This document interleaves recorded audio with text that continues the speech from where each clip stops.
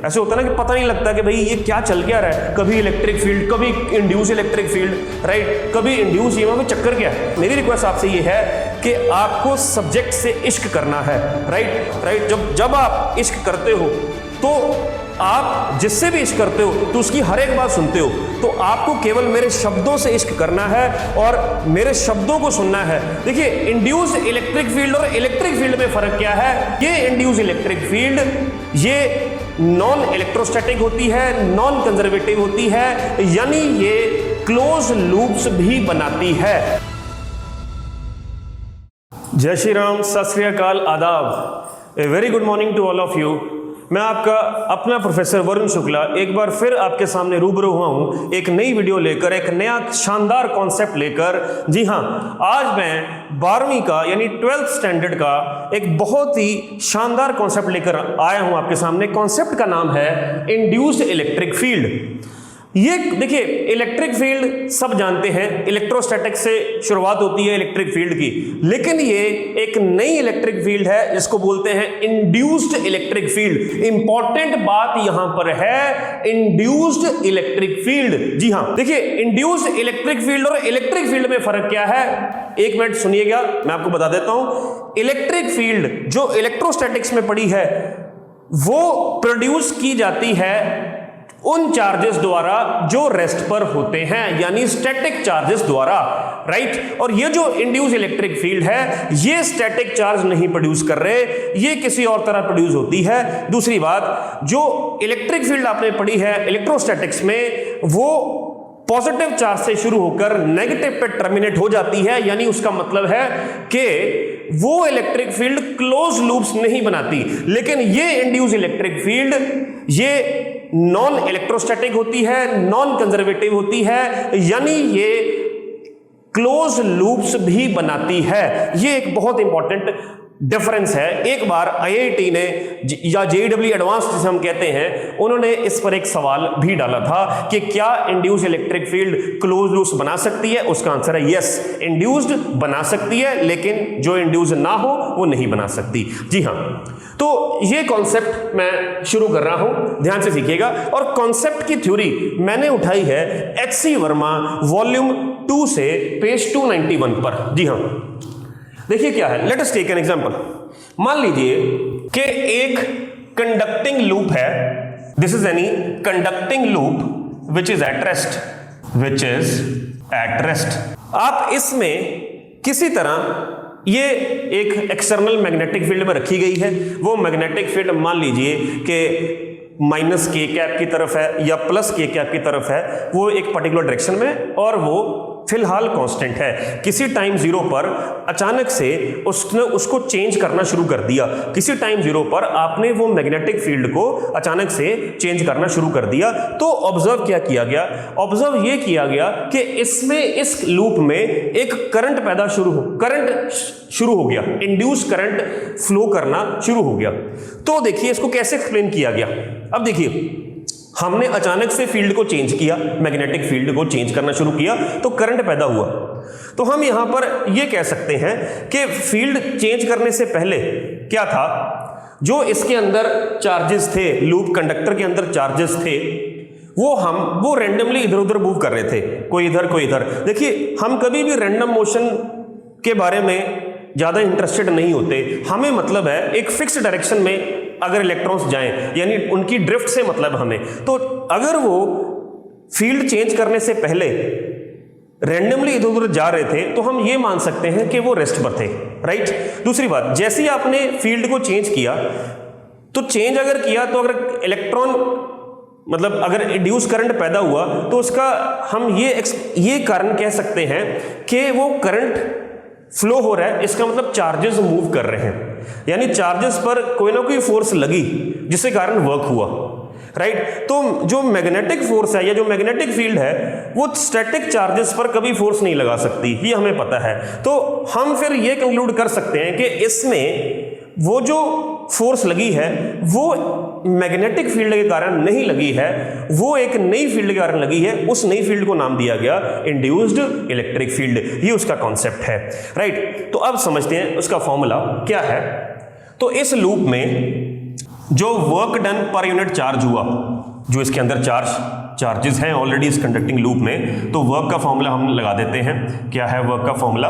Fs cos theta by charge. Electric field के कारण force लगी तो that is QE, S theta हम 0 मान लेते हैं, राइट, बाय Q से Q कट गया, तो S को हम स्मॉल डिस्प्लेसमेंट मान लेते हैं किसी चार्ज पार्टिकल की, उसको dl मान लेते हैं, राइट, तो E dl हो गया है। तो ये वर्क पर यूनिट चार्ज क्या होता है? इसको बोलते हैं induced EMF, induce EMF that is E। तो जनरल फॉर्म में निकाल लिया। तो अब इसको आप ऐसे ही कह सकते हो, अगर पूरी लूप के बारे में बात करूं, ये स्मॉल डिस्प्लेसमेंट मैंने मानी थी, तो इसका इंटीग्रल कर दें तो this becomes E dot dl। ये जो E डॉट dl है ये इंड्यूस EMF है, और इसमें जो E वेक्टर है that is induced electric field. ये जो E है this is induced electric field, ठीक है।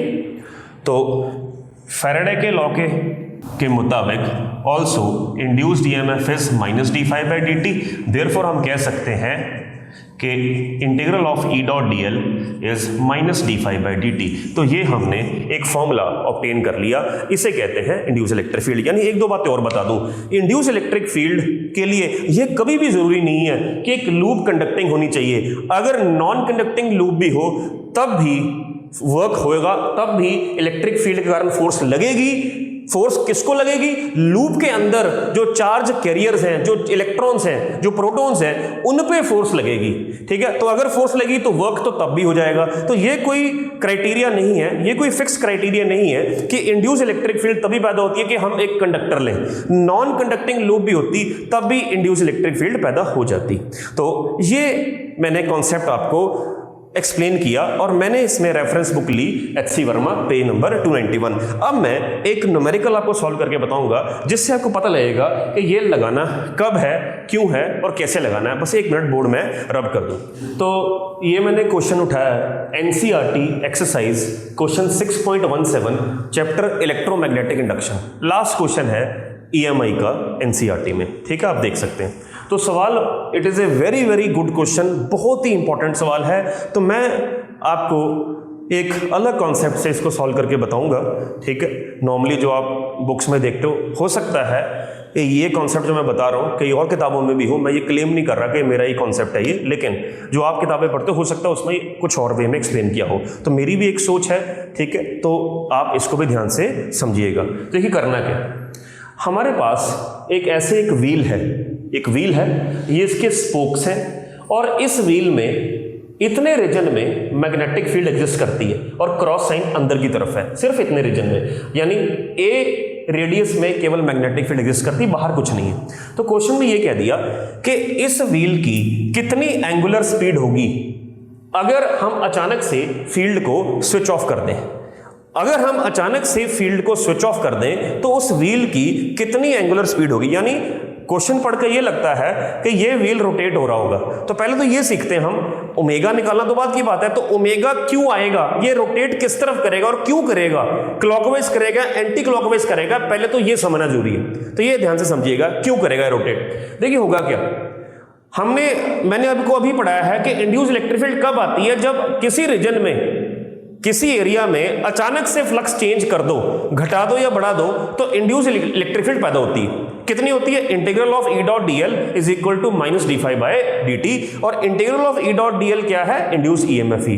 अब तो होगा क्या, जब अचानक से फील्ड स्विच ऑफ मींस कम हो जाएगी, तो फ्लक्स आपने कम कर दिया, तो फैराडेज लॉ यानी लेंजेस लॉ से आप इंड्यूस करंट की डायरेक्शन यहां पर कैसे होगी वो कैसे बता सकते हो आप। देखिए फ्लक्स अंदर की तरफ है तो अंदर की तरफ कम होगा, तो लेंजेस लॉ कहता है कि जो इसमें करंट का कारण होगा वो क्या है? घटता हुआ फ्लक्स जो कि अंदर की तरफ घट रहा है। तो हमने अब अंदर की तरफ उसको बढ़ाना है, क्योंकि लेंजेस लॉ क्या है? अपने ही कॉज को अपोज करता है। तो ऑपोजिशन क्या है?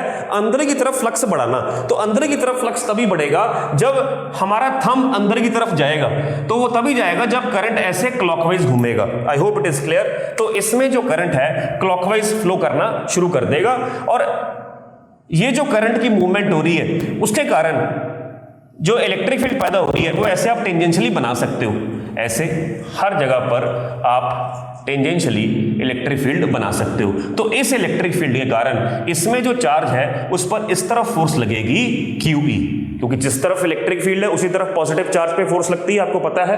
तो ये जो फोर्स है ये सेंटर के अबाउट क्या प्रोड्यूस करेगी? टॉर्क। तो उसके कारण इसकी क्लॉकवाइज रोटेशन होगी, तो QE के कारण टॉर्क मिलेगा, उस टॉर्क के कारण ये क्लॉकवाइज घूमेगा। तो मैंने आपको कारण बता दिया क्यों घूमेगा, टॉर्क के कारण, ठीक है। तो now let us calculate that omega. तो उसके लिए since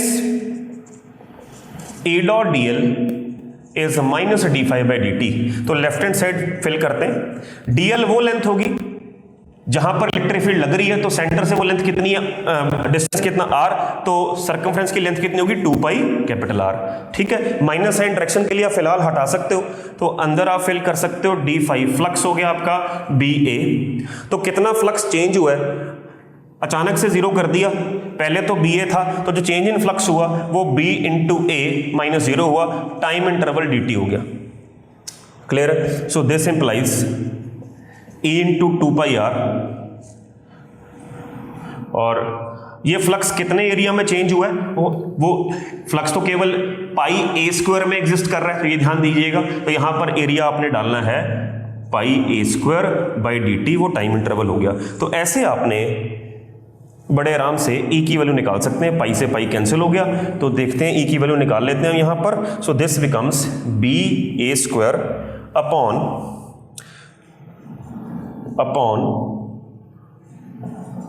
2R dt. This is the value of E, BA square upon 2R dt. Let this be first equation. So अब यहां से फोर्स निकालते हैं, फोर्सेस QE, E की वैल्यू डाल देते हैं BA square upon 2R dt। Charge को लैम्डा की फॉर्म में लिख लेते हैं। लैम्डा क्या होता है? Charge upon length. चार्ज क्या हो गया? Lambda into length. तो लेंथ कितनी है? 2 pi capital R into BA square by 2R dt। R से R कट गया, तो हमारे पास जो फोर्स का फॉर्मूला आ गया that is 2 pi lambda into BA square by 2 dt। This is the force, right. अब हमें टॉर्क निकालना है, तो टॉर्क लग रहा है फोर्स इंटू परपेंडिकुलर डिस्टेंस। तो परपेंडिकुलर डिस्टेंस यहां से यहां तक देखना आपने, that is R। So this becomes 2 pi lambda into BA square by 2 dt into R। ये आ गया टॉर्क। तो जब टॉर्क आ गया तो अब हम एंगुलर इंपल्स निकाल सकते हैं। एंगुलर इंपल्स आपने पढ़ा होगा J, it is torque multiply by time. तो इसलिए मैंने टॉर्क निकाला, टॉर्क की वैल्यू डाल देते हैं, that is 2 pi lambda into BA square R by 2 dt into dt से dt कैंसिल, ये आ गई एंगुलर इंपल्स। तो एंगुलर इंपल्स पूछा होता तो ये आंसर है। मैंने अब एंगुलर इंपल्स इसलिए भी निकाली क्योंकि मुझे पता है कि angular impulse is change in angular momentum, तो ये रोटेशन में पड़ा है। अगर मैं इसको चेंज इन एंगुलर मोमेंटम के बराबर डाल दूंगा, दैट इज I ओमेगा, वहां से ओमेगा बड़ा आराम से आ जाएगा जो पूछा हुआ है, ठीक है। तो इसलिए मैंने एंगुलर इंपल्स निकाली। मैं 1 मिनट बोर्ड रब करूं, मैं थोड़ा सा, तो यहां से मैं यहां लिख रहा हूं, ये हमारी एंगुलर इंपल्स आ चुकी थी। Angular impulse is change in angular momentum, that is L final minus N initial. J की वैल्यू डाल दो, that is 2 pi lambda into BA square R by 2। Change in मतलब फाइनल या इनिशियल तो था ही नहीं, इनिशियल 0 है, that is I omega. I कितना व्हील का MR स्क्वायर, तो डाल देते हैं 2 pi lambda BA square R by 2 and I is MR square, that is omega. एक R इससे कैंसिल हो गया, 2 से 2 कैंसिल हो गया, तो ये बन गया pi lambda BA square by MR, this is omega. आप एक नेगेटिव साइन इसमें डाल सकते हो आगे, क्यों? क्योंकि जो ओमेगा की डायरेक्शन होगी वो भी इनवर्स होगी, माइनस k कैप, तो इसलिए आप डाल सकते हो। तो I hope it is clear, this is how we calculate omega. तो मैं एक बार थोड़ा सा रिपीट कर दूं, मैंने क्या करना है इसमें, ओमेगा निकालने का क्या ट्रिक लिया मैंने एंगुलर मोमेंटम चेंज निकालना है उससे मेरे को ओमेगा मिल ही जाएगा, आई ओमेगा करके। वो चेंज इन एंगुलर मोमेंटम को मैंने एंगुलर इंपल्स के बराबर डालना है, क्योंकि एंगुलर इंपल्स क्या है, टॉर्क इनटू टाइम, इसलिए मुझे इस क्वेश्चन में टॉर्क निकालना पड़ा। और टॉर्क कौन प्रोवाइड कर रहा है, जो फोर्स लग रही है किसी भी एक पॉजिटिव चार्ज पार्टिकल के ऊपर, जो व्हील का जो चार्ज पार्टिकल है क्यू, उस पर क्यू ही फोर्स लग रही है, उसके कारण वो घूम रहा है, तो रोटेशन आ रही है टॉर्क के कारण, और टॉर्क कहां से आ रहा है, क्यू के कारण। तो ये एक बहुत ही इंपॉर्टेंट कॉन्सेप्ट था, मेरी बात याद रखना, ठीक है। और जाते जाते मैं आपको सिर्फ ये कहूंगा कि ये जो टॉपिक्स हैं, जो इंड्यूस इलेक्ट्रिक फील्ड का मैं टॉपिक लेके आ रहा हूं, ऐसी मैं अपनी आने वाली वीडियोस में वही टॉपिक मैं पहले चूज करने वाला हूं जो दिमाग का दही कर देते हैं। ऐसे होता है ना कि पता नहीं लगता कि भाई ये क्या चल क्या रहा है, कभी इलेक्ट्रिक फील्ड, कभी इंड्यूस इलेक्ट्रिक फील्ड, राइट, कभी इंड्यूस, ये चक्कर क्या है। तो मैं ऐसे ही टॉपिक मेरी आने वाली वीडियोस में लेकर आने वाला हूं जो दिमाग का दही करते हैं। बस मेरी रिक्वेस्ट आपसे ये है कि आपको सब्जेक्ट से इश्क करना है, राइट। तो आपने अपनी डेली लाइफ में, मैं वो वाले इश्क की बात नहीं कर रहा हूं, राइट, जब आप इश्क करते हो तो आप जिससे भी इश्क करते हो तो उसकी हर एक बात सुनते हो, तो आपको केवल मेरे शब्दों से इश्क करना है और मेरे शब्दों को सुनना है, तभी आपको फिजिक्स से इश्क कैसे किया जाता है वो मैं आपको अपने चैनल पे बताऊंगा। जय श्री राम, सत श्री अकाल, आदाब, धन्यवाद। कोई शक नहीं